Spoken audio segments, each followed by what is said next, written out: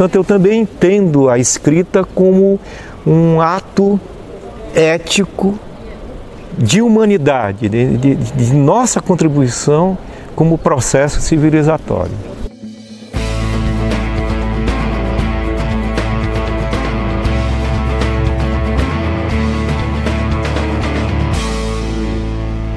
E no caso mais específico de alguém que não tem como ofício a escrita, quer dizer, eu não sou um escritor, eu sou um professor, um pesquisador, há uma diferença substancial, a meu juízo, entre a escrita de um texto acadêmico e a escrita de um texto literário, por exemplo, uma crônica, um conto. No meu caso específico, no texto acadêmico, há uma longa leitura, uma organização de todas as informações e depois começa o processo da escrita do texto, que quase sempre entremeado do cotejamento destas fontes. No caso do texto literário, que, como eu disse antes, eu não tenho como ofício a escrita, ele quase sempre parte de fatos reais, uma pequena história, uma pequena notícia, que eu vou ampliando, criando, inventando, e quase sempre, quando eu sento para escrever aquela crônica, ela já está quase toda pronta na minha cabeça. É diferente do trabalho acadêmico, que ele vai sendo construído paulatinamente. Agora, o que eu acho mais importante para os seus espectadores, e principalmente para os jovens, é que sem leitura não é possível a escrita. O ato de escrever é um ato de leitura. Eu não sou daqueles que acha o ato de escrever, de produzir um texto, uma coisa, que coisa maravilhosa, estou um deleite, né, com esse... Não, para mim é um processo muito doloroso. É um processo de disciplina, de sentar, de trabalhar o texto, e à medida que a gente vai ficando mais velho, né, eu não sei se a gente vai ficando mais lento ou se a gente vai ficando mais exigente conosco. O meu processo hoje é muito demorado. Eu lembro que eu escrevi um livro sobre Manaus em 3 meses. Quer dizer, a pesquisa estava pronta, eu juntei a pesquisa, em 3 meses eu escrevi o livro. Eu estou escrevendo outro livro, um texto acadêmico agora, em 3 meses eu não consigo escrever um capítulo. Então, por quê? Porque retorna muito, você é mais exigente com a escrita e etc. Então, o ato do texto, eu lembro, até conversávamos anteriormente, da impressora matricial. Então, assim, quando aprontava o texto, que botava naquela impressora, aí tinha a ideia mesmo do parir o texto. Aquele momento ali é sublime, é espetacular.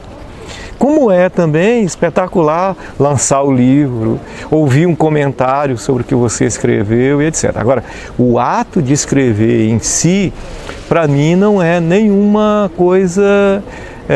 Eu tenho a necessidade, eu tenho prazer, mas não é algo que eu diga assim, hoje é como se eu fosse a um baile, porque eu vou escrever um texto. Não, é um processo sofrido, é um trabalho que exige muita dedicação, né? Agora, a escrita é sobretudo uma dimensão civilizatória. É nós podermos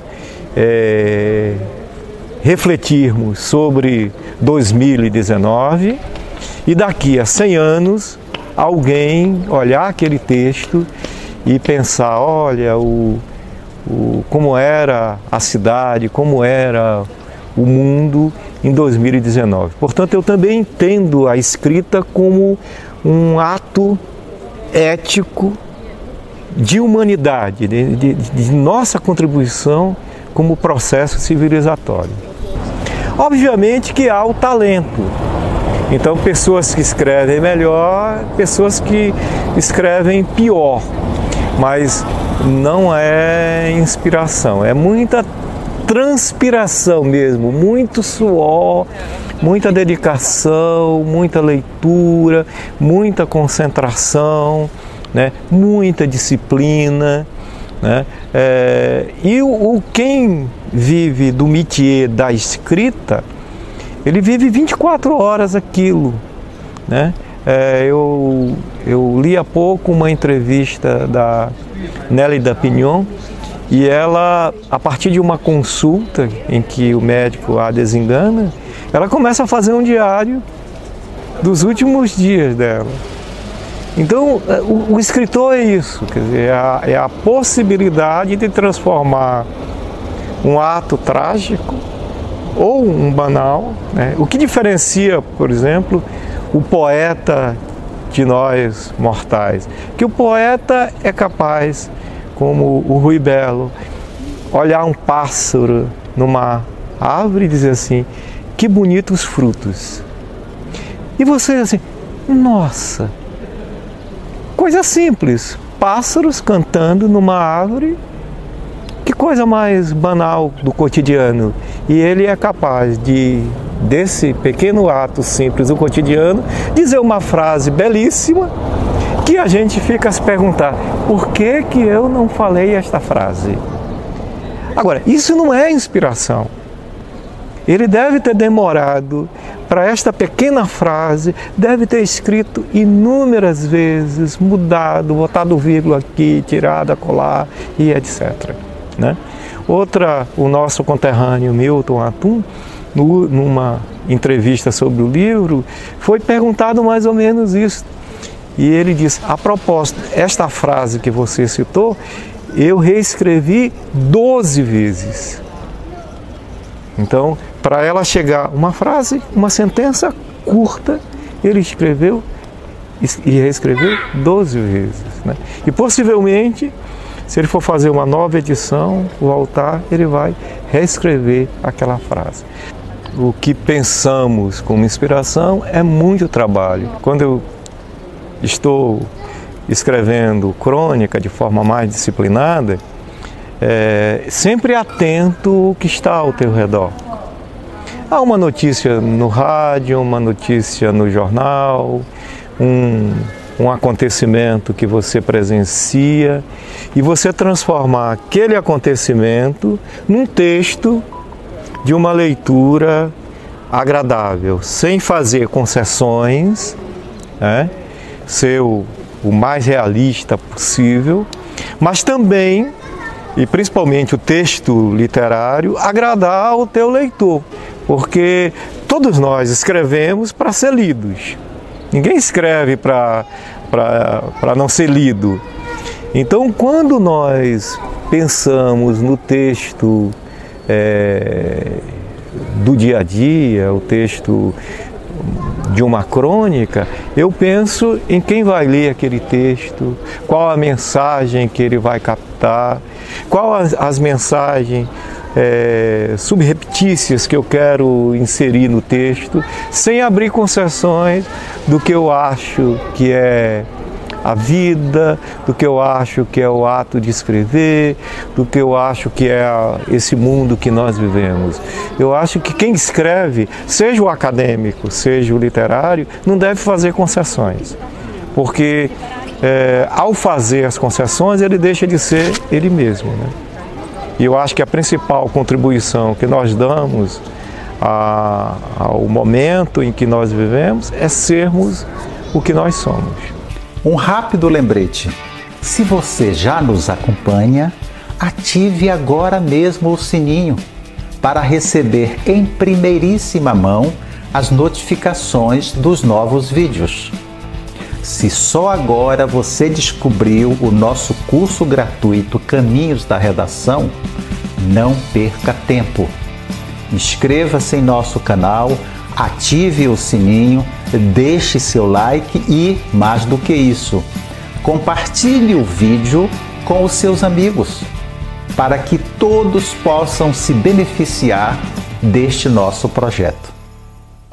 Ocorre muito de madrugada eu levantar e trabalhar. Eu ouço muita música e o barulho não me incomoda. Quando estou trabalhando, o mundo pode estar caindo ao meu lado, que eu não dou bola, não tem aquela coisa, silêncio porque fulano está produzindo. Não, eu não tenho isso. Eu sou um bicho urbano, né? Então, a cidade é sobretudo o barulho, né? Os ruídos. Então, eu às vezes até capto esses ruídos da cidade nos meus textos. Não tenho nenhum horário, não tenho assim uma inspiração. Às vezes um texto vai e volta, até que às vezes não volta mais, né? Mas eu queria ser inspirado assim, de vez em quando ter uma inspiração, mas não é, né? Então eu reviso muito o texto e principalmente esse que eu estou trabalhando agora é muito interessante, porque depois que ele vem dessa revisão, e como eu tenho um partner na universidade, a pessoa lê, me devolve, eu leio de novo. Então assim, é um texto que está sendo lido várias vezes. Outros eram lidos menos, porque tem, principalmente o texto acadêmico, tem a pressa do prazo, né? O prazo do relatório, o prazo de entregar o livro, o prazo de defender a tese. Mas o texto acadêmico, que eu não tenho compromissos, a não ser comigo mesmo, eu reviso, tiro, boto várias vezes. Eu não sei se eu tenho capacidade para tanto, mas bem que eu gostaria, porque o texto literário, eu tenho apenas 2 livros de não acadêmicos e tenho já um número significativo de coletâneas, de livros organizados e etc. E claro que esses livros são lidos nas universidades brasileiras, são objetos de vestibulares, de seleções de pós-graduação e etc. Mas é impressionante como os textos literários, eles têm uma repercussão é gente fazendo pesquisa sobre eles, fazendo dissertação, tem até uma dissertação sobre um dos meus textos. Mas o primeiro, eu te confesso, que eu fiz assim despretensiosamente e só saiu graças ao nosso amigo comum, Tenório Teles, que um dia chegando, ele, você não quer publicar essas crônicas? Aí eu disse, nem sei. Ele disse, eu vou levar. E levou e organizou a edição e etc. Então, o primeiro foi realmente uma ação do Tenório Teles. O segundo não. O segundo eu já comecei a escrever as crônicas pensando no livro e etc. Eu gosto muito, eu leio muito literatura, né? Eu acho que se eu não fosse geógrafo, eu seria alguma coisa na literatura. Mas eu não sei se eu tenho, não é inspiração, mas se eu tenho talento para um dia ficar só na escrita mais literária, não. Não faz sentido. Agora, é mais difícil fazê-lo. Quer dizer, nada é fácil, mas é menos complexo o texto seco, objetivo e tal, do que aquilo que eu tentei fazer na tese. Depois, quando transformei no livro, radicalizei mais ainda. E depois, um outro livro que eu escrevi sobre Manaus, eu a ideia era escrever um ensaio, né, sobre a cidade de Manaus. Depois eu fui perdendo essa capacidade de juntar as duas coisas. E hoje, infelizmente, eu sinto que o meu texto acadêmico está bem árido. A poesia não interdita o saber. Como tal, é possível um texto acadêmico ter lirismo, ter beleza. O texto acadêmico, ao contrário do texto literário, tem o compromisso com a verdade. O texto acadêmico é sempre a verdade. O texto acadêmico eu crio, mas eu não invento. O texto literário eu invento e sobre a invenção eu crio, né? Porque não há o compromisso de que seja verdadeiro. Já o texto acadêmico, não. Eu não posso inventar nada. Eu tenho que apenas, a partir dos fatos concretos, da realidade concreta, a partir do meu ponto de vista, da minha visão de mundo, sobre aquele fato, eu crio. E aí posso criar fazendo um texto mais lírico, um texto mais leve e um texto que o leitor tenha prazer em lê-lo. Aqui às vezes a ciência ela é muito árida e na minha área específica, que é a geografia, desde o início ela teve sempre uma preocupação com a descrição da paisagem, com a beleza, né? Não só com isso, mas esta beleza que é retratada em alguns textos geográficos não significa dizer que vou deixar de lado as mazelas sociais. Não, apenas eu não posso ver apenas um lado, no mínimo ver dois lados da moeda. Essa é um dos grandes enigmas do século XXI. O que fazer com a escrita, o que fazer com o livro, à medida que as pessoas querem mais objetividade, rapidez, fluidez, o efêmero, valoriza-se mais o efêmero, o transitório. E o texto, muitas vezes, o texto acadêmico, muitas vezes é um texto mais denso, não necessariamente porque ele é longo, mas mais denso porque ele exige a reflexão.